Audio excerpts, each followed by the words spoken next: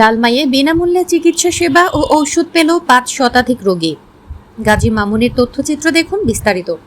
কুমিল্লা লালমাই উপজেলাধীন ভুলইন উত্তর ইউনিয়ন পরিষদের সাবেক চেয়ারম্যান বিএনপি নেতা এবিএম ওমর ফারুক সুমন ও কুমিল্লা দক্ষিণ জেলা ছাত্রদল নেতা আসিফ আহমেদ টিপুর উদ্যোগে ফ্রি মেডিকেল ক্যাম্পের মাধ্যমে ইউনিয়নের সকল এলাকা থেকে আগত বিভিন্ন রোগে আক্রান্ত প্রায় 5 শতাধিক রোগীকে ফ্রি চিকিৎসা সেবা এবং বিনামূল্যে ওষুধ বিতরণ করা হয়েছে।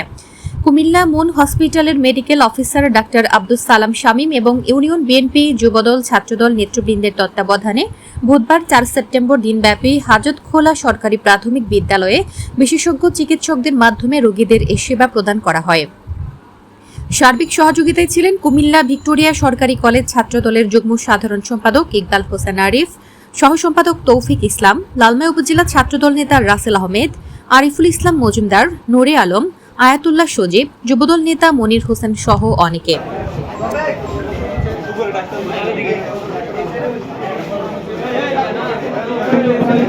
মেনটেন করে সবাই শৃঙ্খলা বজায় রাখেন।